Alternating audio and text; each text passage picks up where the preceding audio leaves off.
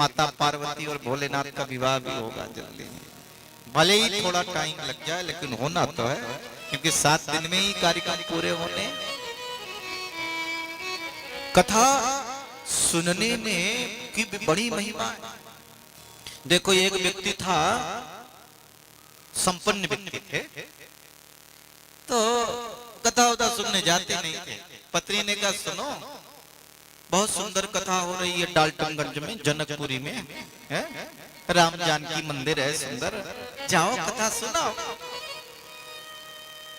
अब बड़े संपन्न व्यक्ति थे, मालदार व्यक्ति थे, कभी कथा सुनने गए नहीं। लेकिन पत्नी ने कहा बोले आज जाता। कथा में जैसे पहुंचे तो कथा तो स्टार्ट हुई नहीं थी, क्योंकि आचार्य जी तो आए नहीं थे व्यास जी। लेकिन बड़े संपन्न व्यक्ति थे वो, तो जो कमेटी वाले लोग थे और लोग थे, अरे बोले आइए आइए आइए, सब बुलाए उनको, खड़े होकर स्वागत किया, फिर कहा बैठिए बैठिए, बैठ गए। और देखो बड़े संपन्न व्यक्ति थे, कुर्सी पर बैठे और ऐसे नींद आ गई, सो गए। अब व्यास जी आए, आरती हो गई, कथा शुरू हो गई, सुना ही नहीं, वो तो सो रहे थे। अब बहुत बड़े व्यक्ति थे, कौन जगह पे कुछ कहते तो सो ही रहे थे। कथा समाप्त हो गई, सारे लोग चल गए। सुनो, जिसकी कुर्सी थी उसने सोचा कि उठे तो कुर्सी ले जाऊं, तो उसने कहा जाइए, ऐसे हिलाया, अब कहा जाइए, कहा कथा हो गई, हाँ हो तो गई, ओह बड़ी अच्छी कथा, बड़ा आनंद आया।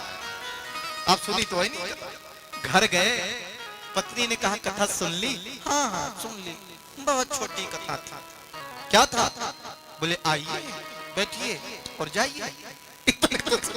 आइए बैठिए जाइए, बाकी समय तो सो रहे थे।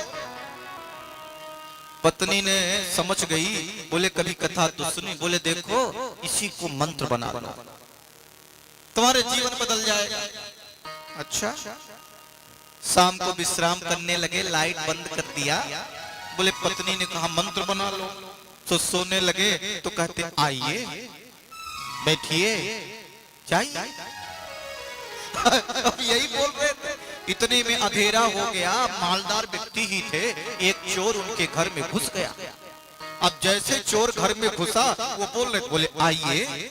चोर ने कहा बाप रे बाप, देख लिया क्या? तो पीछे जाने लगा, खिसकने लगा, तो बोलते हैं बैठिए। चोर ने कहा अब तो पक्का ही देख लिया, और जोर से जाने लगा, तो बोले जाइए। उसने कहा वो पहचान लिया, कल पकड़वा देंगे और देखो हमारी तो अब पिटाई हो जाएगी।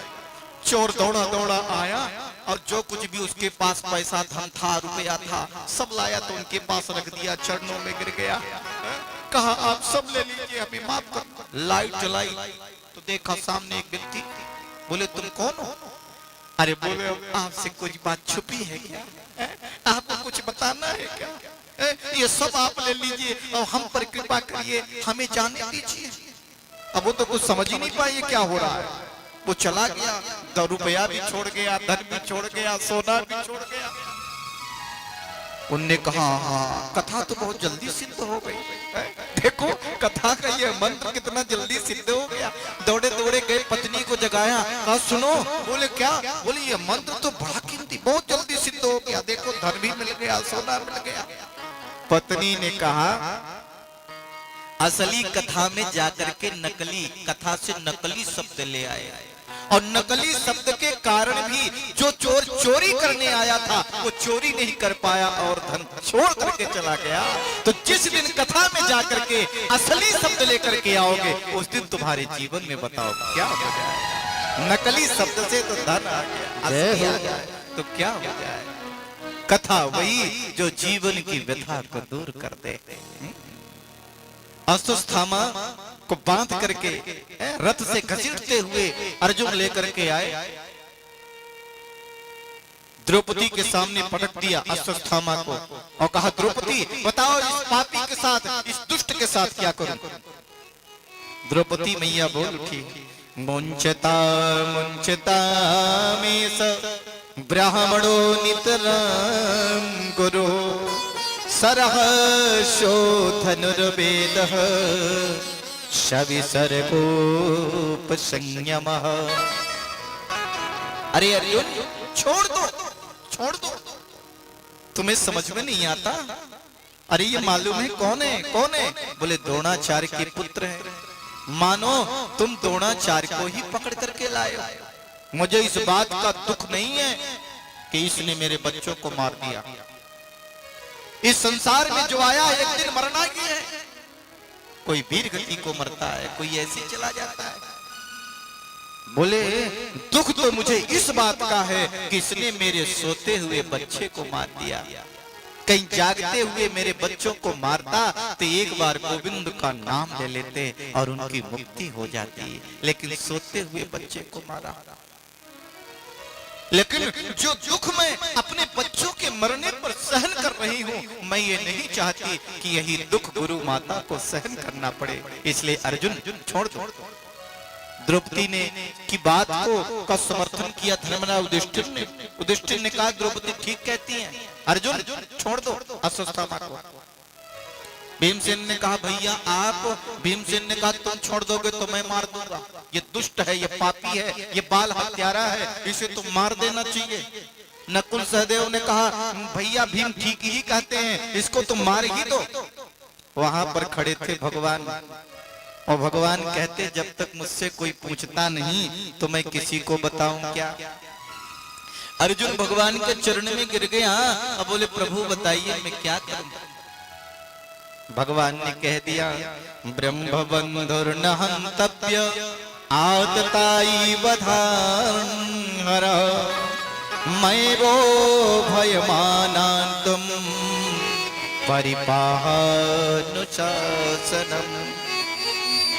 ब्रह्मबंधुर्न हन्तव्य, ये ब्राह्मण है, ब्राह्मण कैसा भी हो उसकी हत्या नहीं करनी चाहिए। सुनो, लेकिन ये बाल हत्यारा है, पापी है। पापी कोई भी हो, दुष्ट कोई भी हो, उसे तो मार ही देना चाहिए। भीमसेन खड़े थे, बोले धन्य हो न्यायाधीश का न्याय, मार भी दो और छोड़ भी दो, ये दोनों काम कैसे होगा है? या तो छोड़ दे या तो मार दे। भगवान कृष्ण ने कहा भीम दादा जिस बात को न जानो तो बीच में मत बोलो। अर्जुन ने गीता सुनी, अर्जुन समझ गए जिसका मान सम्मान हो उसका अपमान कर दिया जाए तो मृत्यु के बराबर हो जाता है। अश्वत्थामा के बाल मोड़ दिए गए, मणि निकाल ली गई, अपमानित करके अश्वत्थामा को निकाल दिया। अश्वत्थामा बाहर आया और उसने कहा वो इन पांडवों ने मेरा अपमान किया, मैं इन पांडवों का वंश नहीं चलने दूंगा।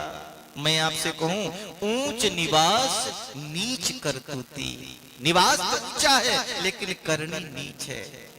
अश्वत्थामा को तो धन्यवाद देना चाहिए पांडवों का कि मैंने काम तो मारने वाला किया था लेकिन पांडवों ने मुझे छोड़ दिया। लेकिन अश्वत्थामा ने कहा पांडवों ने मेरा अपमान किया, मैं इनका वंश नहीं चलने दूंगा। और बड़े जोर से खिलखिला के हंसने लगा। कहा ओहो इनके वंश में बचा ही कौन। द्रौपदी के 5 पुत्र थे, सो बहन ने मार दिया। अचानक ध्यान आया कि विराट नरेश की पुत्री है उत्तरा, और जब अभिमन्यु उनके पति हैं, अभिमन्यु अर्जुन के बेटा है, जब अभिमन्यु चक्रव्यूह में मारे गए तो उत्तरा सती नहीं हुई क्योंकि वो गर्भवती थी। ओहो, तभी पांडवों का वंश चलाने वाला उत्तरा के गर्भ में पल रहा है। अश्वत्थामा ने ब्रह्मास्त्र का प्रयोग उस बालक पर कर दिया गर्भ में। अब उत्तरा का गर्भ जलने लग गया। इधर भगवान हस्तिनापुर से द्वारिका जाने के लिए तैयार है। भगवान का रथ सज गया है। भगवान ने एक पैर रथ पर रखा है और एक पैर जमीन पर है। इतने में दौड़ी दौड़ी उत्तरा आई, भगवान के चरणों में गिर गई। पाहि पाहि महायोगिन देव देव जगत्पते नान्यं तद भयं पश्ये यत्र मित्रुः परस्परम्। हे गोविंद पाहि मां त्राहि मां, हे गोविंद मैं मर जाऊं इसकी मुझे चिंता नहीं है, लेकिन मेरे गर्भ में पल रहे बालक की रक्षा कीजिए, क्योंकि पांडवों का वंश चलाने वाला एक यही बचा है। भगवान की आंखों में आंसू आ गए। भगवान ने कहा पुत्री तुम और तुम्हारे बालक पर किसी ने प्रहार किया? भगवान ने कहा जिसने दुनिया नहीं देखी, अभी इस दुनिया में आया नहीं, उसके भी शत्रु। अस्तस्थामा ने 5 बाण पांडवों पर भी चलाया। भगवान ने सुदर्शन चक्र से पांडवों की रक्षा की और गदा लेकर के भगवान उत्तरा के गर्भ में गए। जरा बताओ भगवान के सामने कोई ब्रह्मास्त्र चल पाएगा क्या? आश्चर्य की बात नहीं है कि वह बालक जिंदा हो गया, उस बालक का कुछ नहीं हुआ।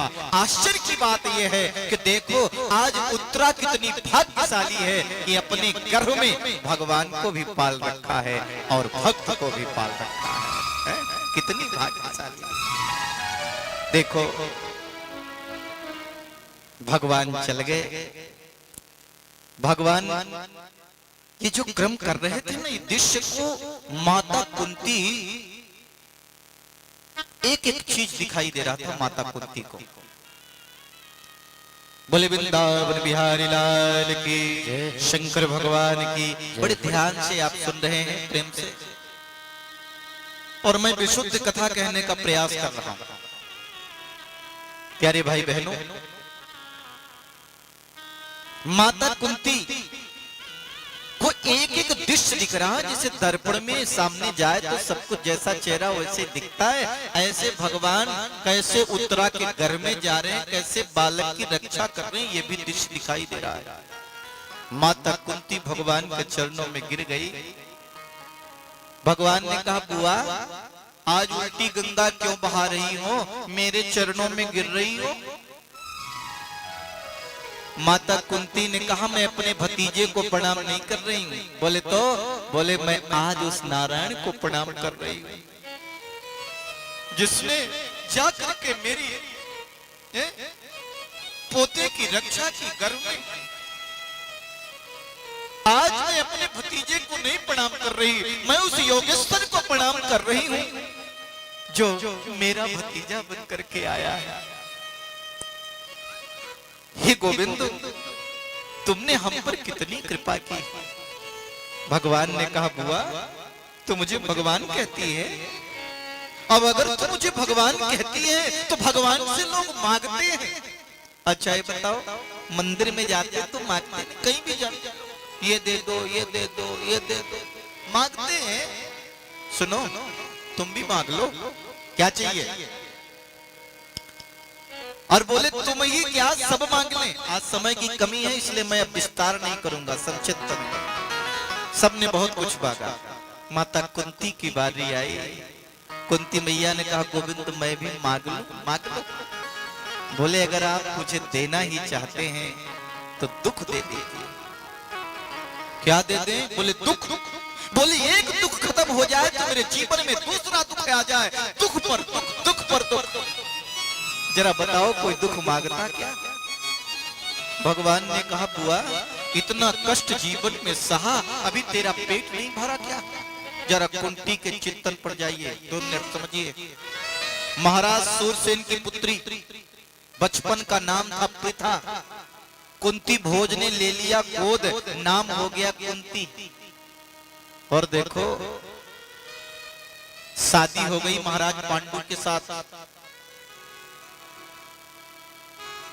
भरी जवानी में पति का मर जाना। महाराज पांडु को श्राप था, काम वासना से नारी को स्पर्श करोगे तो तुम्हारी मृत्यु हो जाएगी। पांडु महाराज का 2 विवाह हुआ, एक माद्री के साथ एक कुंती के साथ। जंगल में विहार करने गए, माद्री पर आकर्षित हो गए और माद्री को स्पर्श किया, जल करके खाक हो गए, उनकी मृत्यु हो गई। माद्री सती हो गई।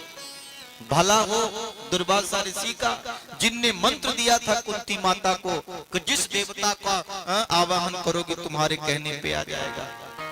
ये कथा आती है, कर्ण तो